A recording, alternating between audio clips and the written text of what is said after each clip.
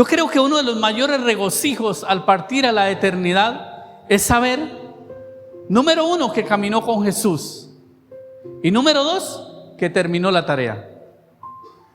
Para que vayamos pensando en esto, si somos en ocasiones nos independizamos tanto a nuestros caprichos, a nuestros deseos, a nuestros anhelos, o tenemos esa comunión con el Padre, que por eso recordemos aquella palabra que dice: todo lo que hagamos, hagámoslo como para Dios, ¿verdad?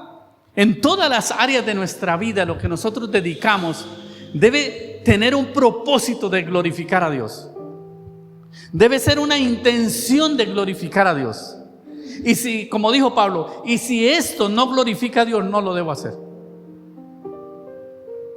Entonces notemos la importancia que tiene el poder aprender la palabra y aplicarla.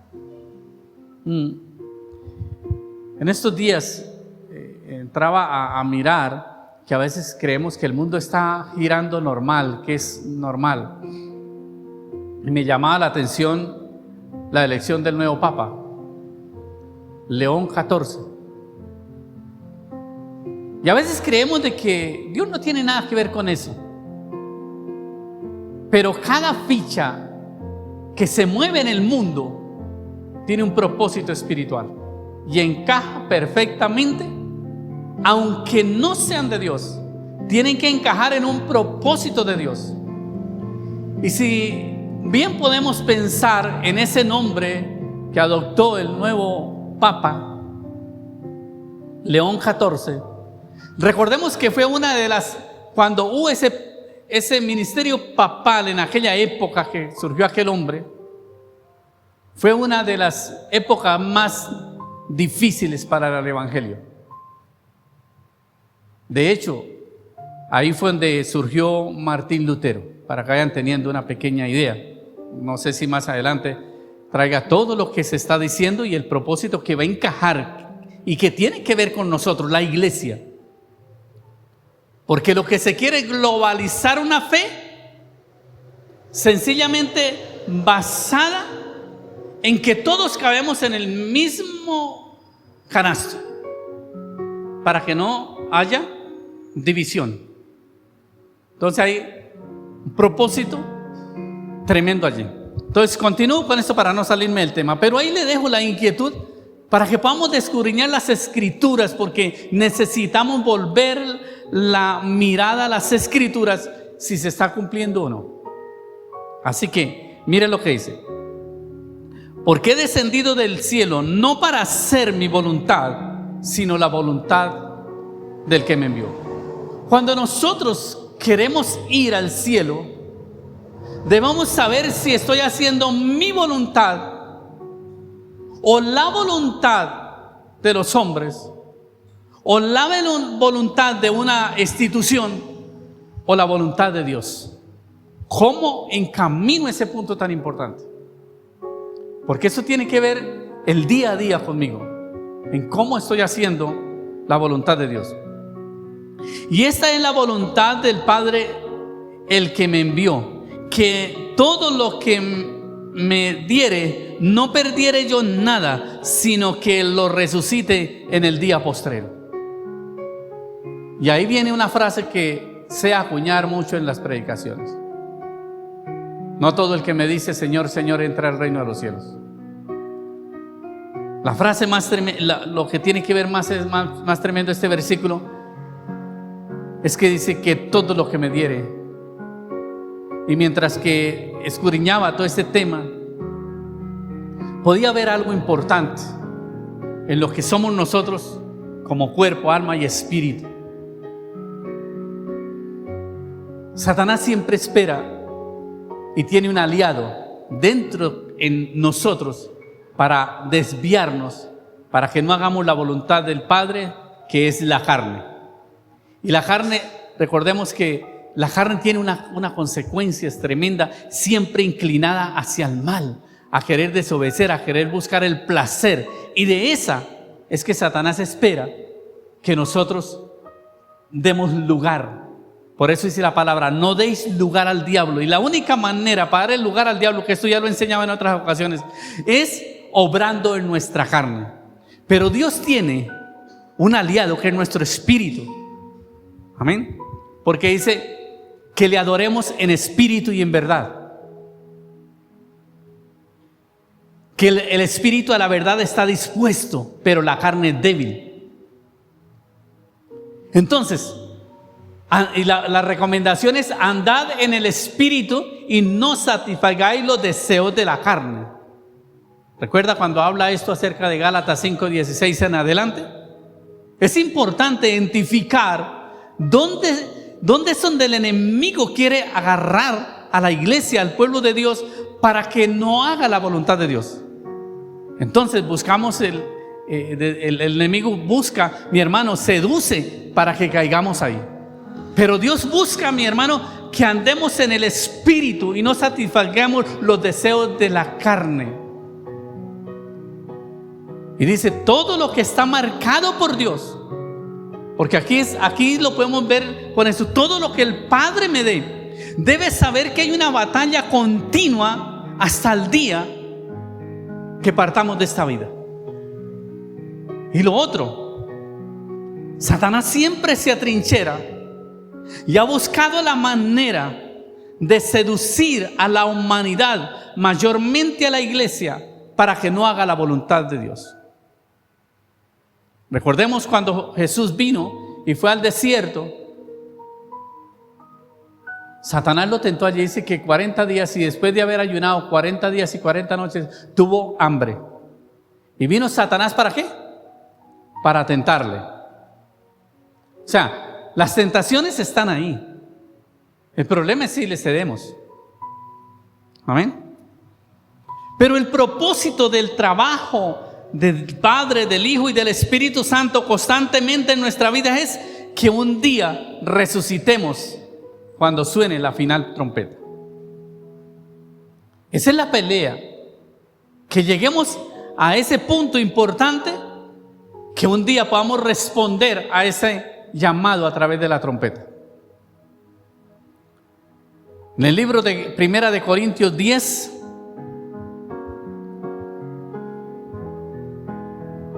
capítulo 10, versículo 3, Primera de Corintios 10, 3. Y todos bebieron del mismo alimento espiritual. Esto es haciendo referencia al pueblo de Israel. Ahora, recordemos algo para entrar un poco en este punto tan importante, que es: a veces creemos que Jesucristo se manifestó el día en que nació y el día en que se presentó en el bautismo, etcétera, etcétera. Pero siempre todas las escrituras venían hablando de Cristo. Dios creó la humanidad y nunca la dejó sin quien les ayudara. Siempre estuvo Cristo presente desde la creación, siempre ha estado ahí. De hecho, en San Juan capítulo 17 hay un punto que dice: Padre, dame contigo esa gloria que tuve antes que el mundo fuese. O sea, desde la eternidad, ¿verdad? O sea, que Jesús estaba en la tierra, primero anunciándose, era la sombra de lo que había de venir. Y cuando hablamos una sombra, usted se para así y pueda que alguien mire la sombra, aunque no mire la materia, aunque no mire el cuerpo, pero hay una figura. El Antiguo Testamento, todo lo más es la figura de Cristo. En las muertes de los animales, en el sacrificio de los animales, en la sangre rociada de los animales, en la roca, en el pan, en el agua. Y dice el versículo 4: y todos bebieron la misma bebida espiritual, porque bebían de la roca espiritual que los seguía, y la roca era Cristo. Esto es un punto importante. Ahora, el libro de Corintios nos está mostrando que nosotros tenemos no la sombra, sino ya la figura, la persona de Jesús. Y todos bebían de la misma bebida espiritual, porque bebían de la roca espiritual que los seguía, y la roca era Cristo. Recordemos lo que hizo Moisés con la famosa roca que una vez le dijo Dios, el Señor le dice: háblale a la roca, Moisés, o pégale a la roca, golpea a la roca. Y golpeó la roca y salió el agua. Y todos empezaron a ver que la vara de Moisés era mágica. Había dividido el mar, se había convertido en serpiente, había hecho tantas cosas, y todo lo que Moisés hacía con la vara, ¿verdad? Entonces la gente empezó a pensar: la vara de Moisés es mágica. Y en una ocasión llega y le dice: háblale a la roca, para que ya no vieran tanto la vara, sino vieran la gloria de Dios. Y Moisés no le habló, sino que le volvió a golpear la roca. Ya estaba el pueblo ahí pendiente de qué era lo que iba a pasar. Sin embargo, Dios no falló. Abrió la roca, volvió a salir agua. Pero le dijo a Moisés: por cuanto desobedeciste, ahora no entras a la tierra prometida, sino que le voy a dar el privilegio de que la veas. Entonces, en ocasiones, note lo que es hacer la voluntad de Dios para glorificar a Dios.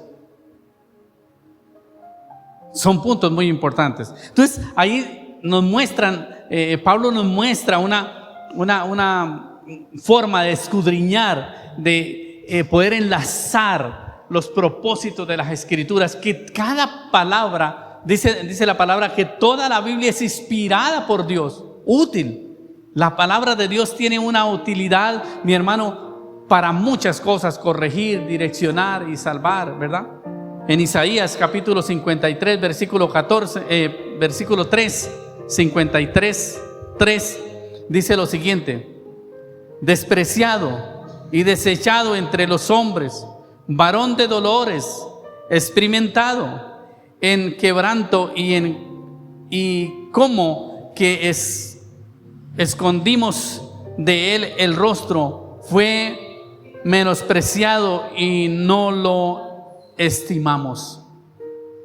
¿Qué es lo que Isaías está mostrando a Ahab? Está mostrando lo que el pueblo no veía a través de las Escrituras, pero ahora le estaba profetizando algo para que ellos lo vieran a futuro.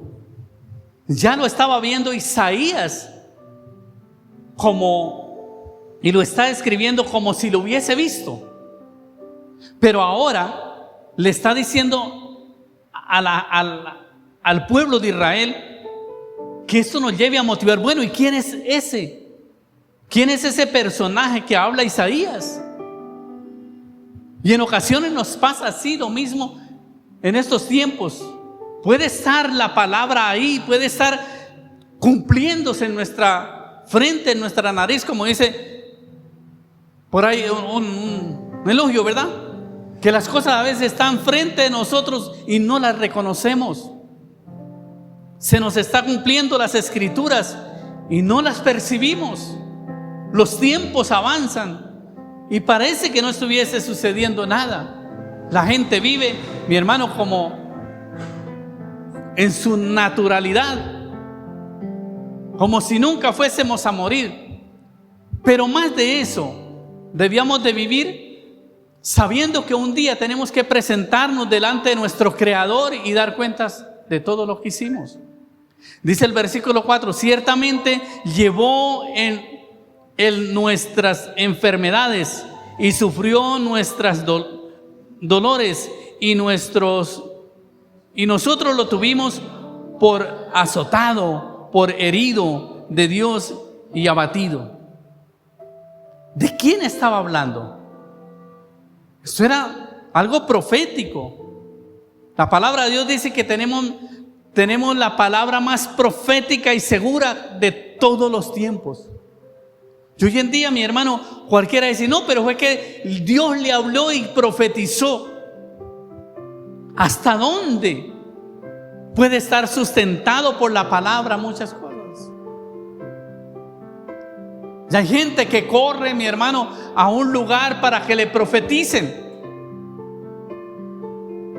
¿Y eso es realmente lo que Dios quiere? O sea, pero la gente no quiere vivir la palabra, pero sí quiere que les profeticen el futuro. A ver cómo me va. Dejaron de que les echaran las cartas y ahora le echan una palabra. Tener cuidado con eso. Hay algo muy delicado, mis amados. Y es cierto que en ocasiones Dios habla, pero escúchame, debe ser una persona que realmente quiere el corazón para Cristo, que realmente está queriendo entender el propósito de Dios. Mas el herido fue por nuestras rebeliones, molido por nuestros pecados. El castigo de nuestra paz fue sobre él, y por su llaga fuimos nosotros curados. Aquí se estaba hablando de Jesús. Sin embargo, Jesús mismo le dice: este pueblo de labios me honra, pero su corazón está lejos. No es lo mismo hablar de Cristo que vivir para Él. Lucas capítulo 24, versículo 27. Hablando, en las dos sesiones anteriores hemos hablado también de los jóvenes o los varones que iban camino a Emaús, ¿verdad? Y esta es una de esas. Dice que Jesús caminaba al lado de ellos y se escuchó iban hablando de los acontecimientos, y Jesús empezó a caminar con ellos y les preguntó de qué hablaban, y entonces le dijeron: oiga, usted es el único que no se ha enterado de lo que sucedió. De Jesús de Nazaret, dice, y comenzó desde Moisés y siguiendo por todos los profetas, les declaraba en todas las escrituras lo que se decía de él. Entonces, vemos que en ocasiones la gente no entiende. En ocasiones nosotros no entendemos las escrituras. Jesús camina con aquellos hombres y les abre las escrituras, empieza a hablarles desde Moisés, desde los profetas, para llevarlos a quién era o cómo era que se iba a desarrollar aquel evento, aquella situación. Y les enseña y les dice. Más adelante ellos dicen: claro, era Él. ¿Cómo no ardía? Si es cierto que ardía en nuestros corazones cuando nos abría las escrituras. Y volvemos a rectificar. Esto tiene que, cuando se lean las escrituras, algo tiene que suceder en nuestras vidas. Y si no hay un velo, algo sucede cuando escudriñamos las escrituras. Tiene que suceder algo, porque esa palabra es viva y eficaz. Por eso tiene que tener cambio y transformación en los individuos, en nuestras vidas. Tiene que haber unos cambios fuertes, porque es la palabra de Dios, ¿verdad? Porque si no, volvemos a echar un análisis en el libro de Mateo 13, donde dice que acerca del sembrador. Y esta es una de las cosas, que una parte cayó en un lugar, en otro lugar, y una parte cayó en buena tierra. Y todo tiene que darse como están las escrituras. Pero la que cayó en buena tierra dio un fruto. Y a veces decimos: bueno, ¿y por qué entonces?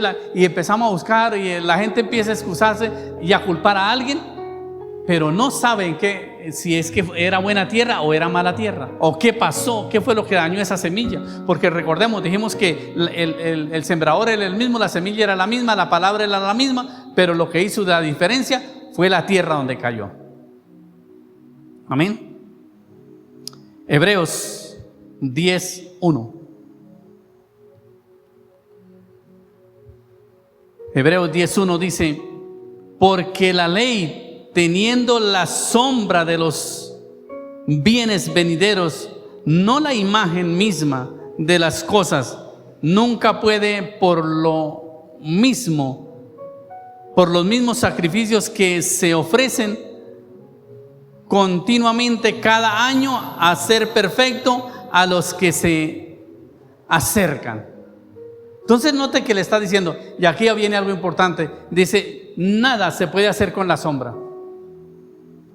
Porque a pesar de que vieron la gloria de Dios, no creyeron, y ya el pueblo judío hoy en día sigue viviendo la ley de Moisés. Muchos todavía viven la ley de Moisés. Hoy en día yo no diría, bueno, pero si ellos son tan... ¿Qué pasó? Pero la palabra se tiene que cumplir. Hoy en día mucha gente todavía guarda el sábado. Y el sábado era la sombra de Jesucristo. ¿Sí? Y alguien dice, no, pero es que honrarás al sábado perpetuamente. Pero si era la sombra, al salir la sombra, lo que quiere decir es que iba a honrar a Jesucristo eternamente, porque era la sombra. No sé, entonces la gente sigue todavía en la sombra. Todavía sigue una mezcolancia de cosas acomodadas. Y vemos que aquí dice que la ley teniendo la sombra de los bienes venideros. La ley tenía la sombra de los bienes venideros. Ya nosotros no vivimos en la sombra, vivimos en la imagen que es Cristo. Hebreos 9:12. Y no por sangre de machos cabrios ni de becerros, sino por su propia sangre entró una vez para siempre en el lugar santísimo, habiendo obtenido eterna redención. Y vuelvo a decir algo. Hoy en día se ha querido globalizar la fe. Hoy en día, y quiero que sepan eso, que hoy en día se busca es que todos quepamos en la misma canasta sin importar cómo adoramos a Dios. Pero no se habla de redención. Y hay una cantidad de cosas que usted lo van a ver en algunos años, que empieza a salir y empieza a ser una enseñanza hasta en las escuelas, hasta en los colegios, donde no importa cómo vivas, lo importante es respetar al otro, no cuestionarle la fe, su creencia. Claro, esto viene camuflado en la libre expresión. Pero no se va a hablar de la redención. A la cruz ya no la van a llamar como cruz como tal, sino ya va a tener otro nombre.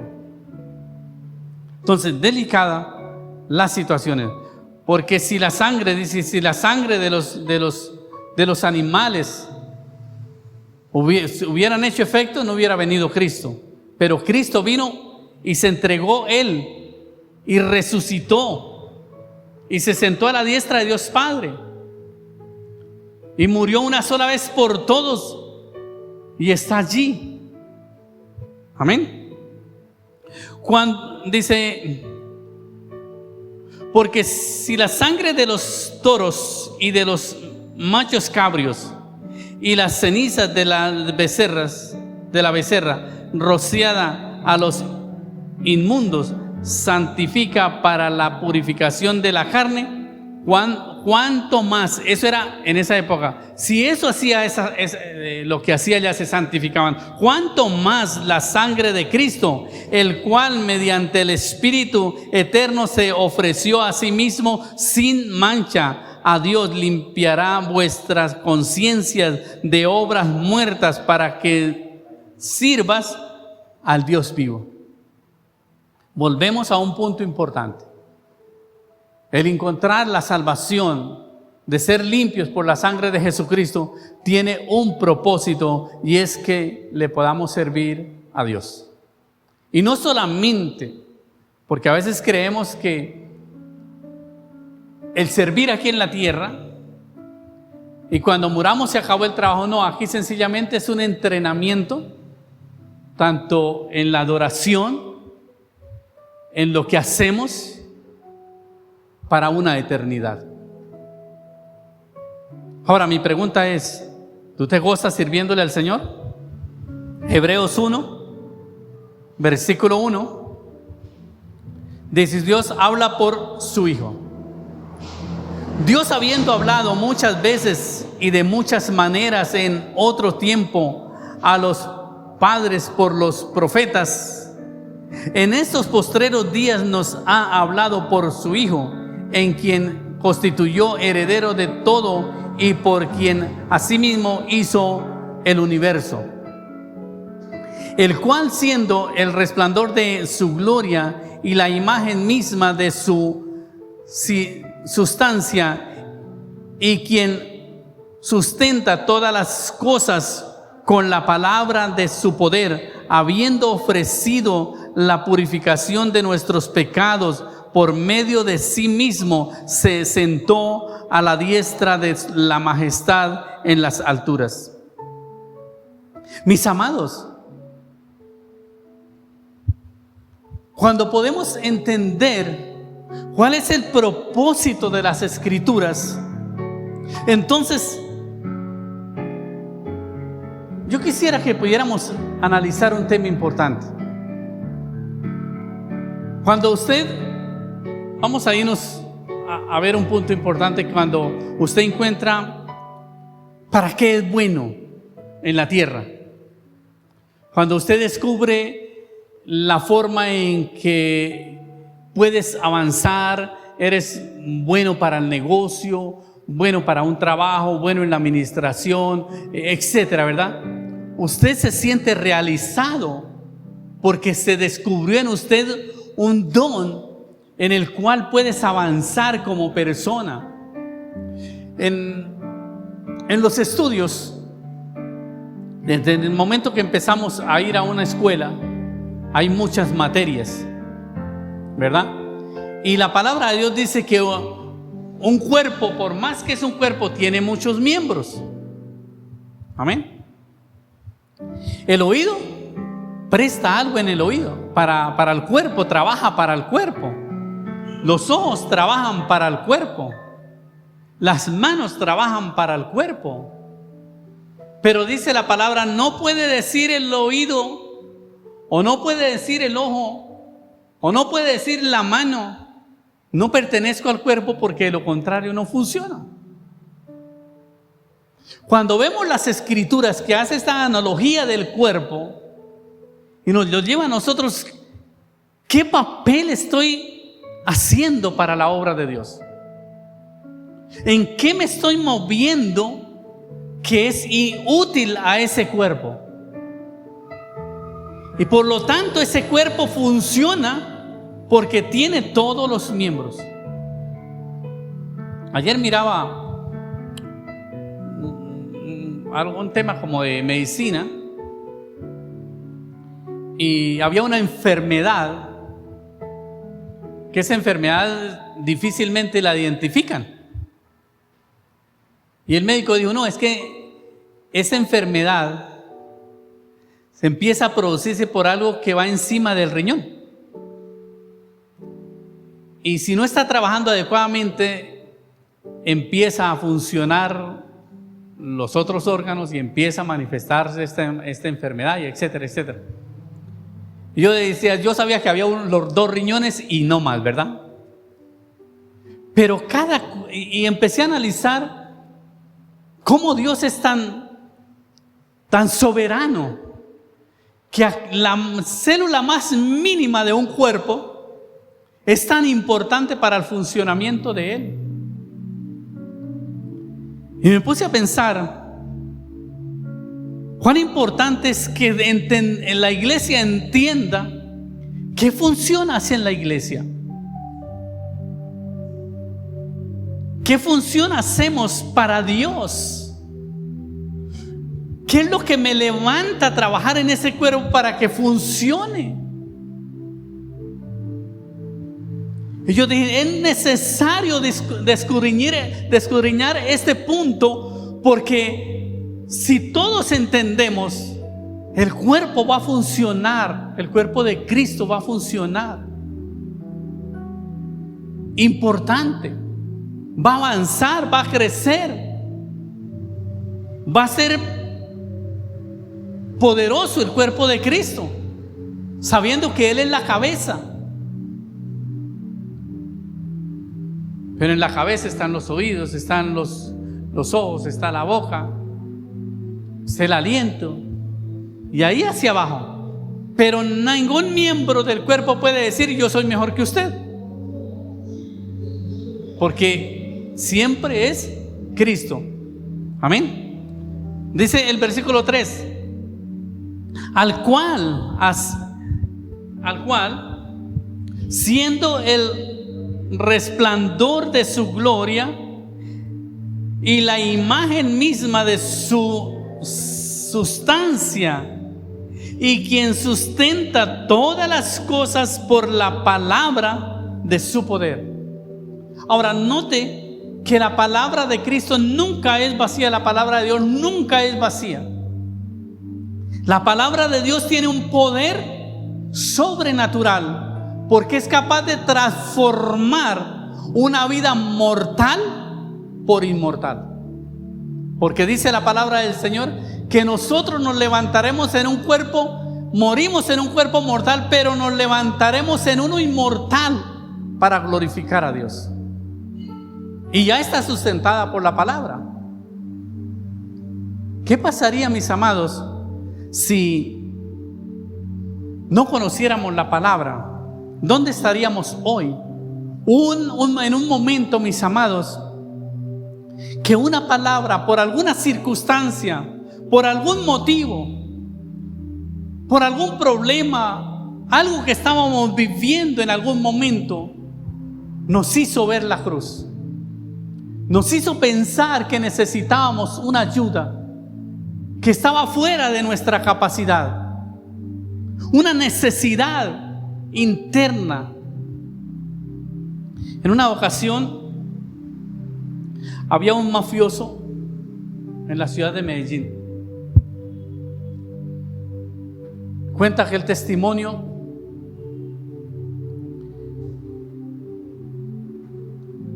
que aquel mafioso le dijo a un pastor que lo visitara,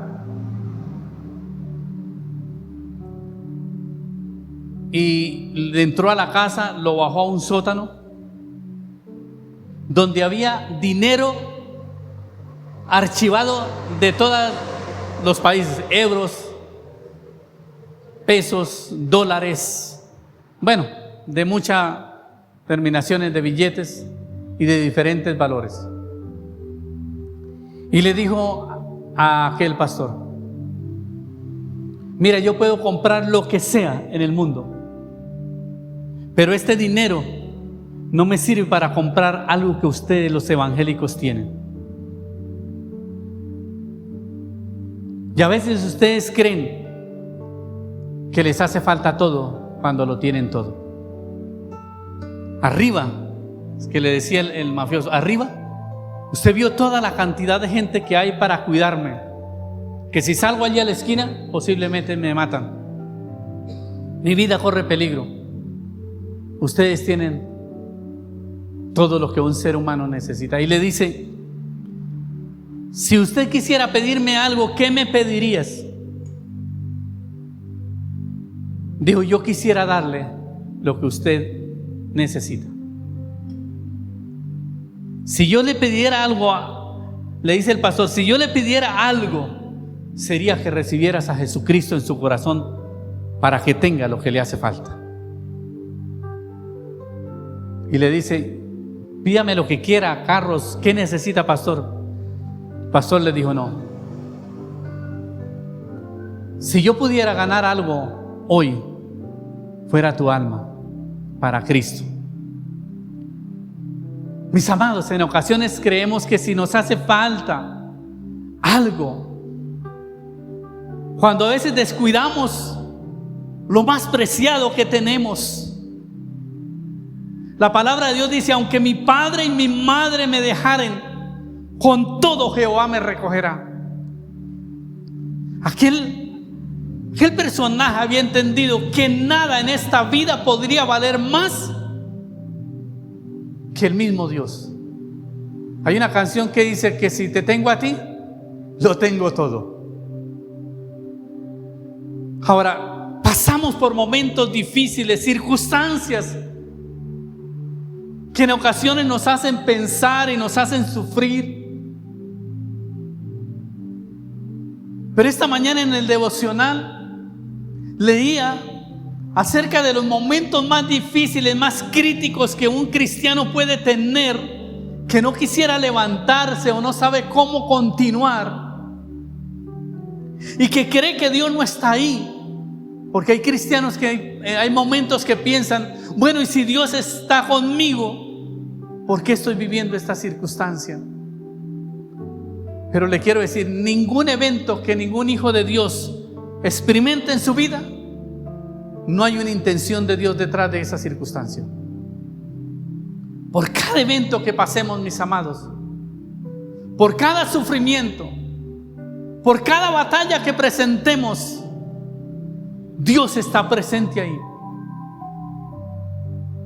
No es nuestras habilidades, por eso dice, no con espada ni con ejército, sino con su Santo Espíritu, que nos lleva a doblegar nuestro rostro y a decirle, Señor, ayúdame.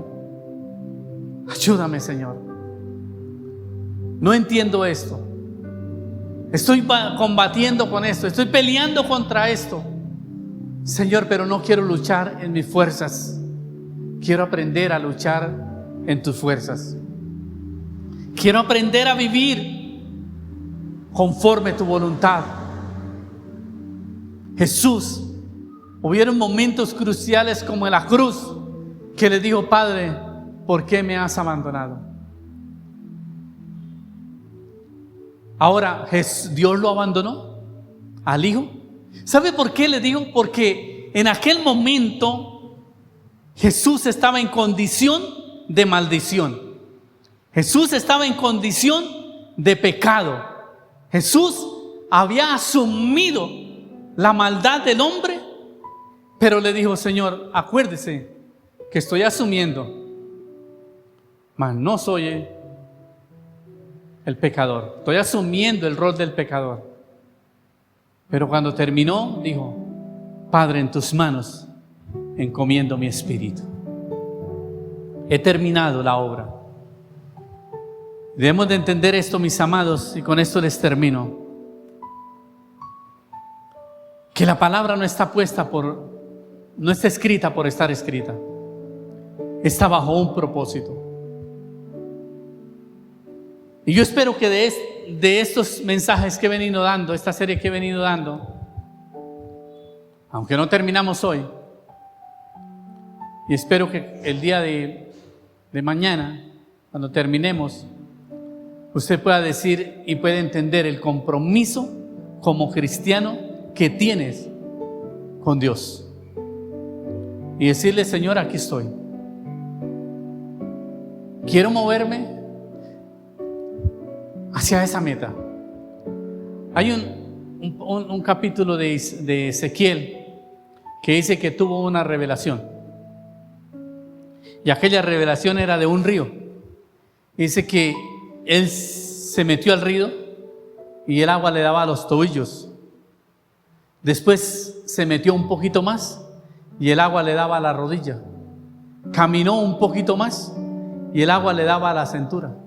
Dice que siguió caminando de tal manera que ya no podía caminar, sino le tocó nadar. Y día a día en nuestro conocimiento vamos creciendo y Dios nos va sumergiendo en ese río que es la palabra de Dios, hasta que ya podamos no caminar, sostenernos por sí mismos, sino que podamos nadar, podamos flotar en ese conocimiento de la palabra de Dios y podamos asimismo crecer y podamos vivir seguros y no inseguros, en fe y no en incertidumbre, ni con temores, ni con miedos, sino que estemos seguros de que estamos viviendo una palabra viva y eficaz el día a día.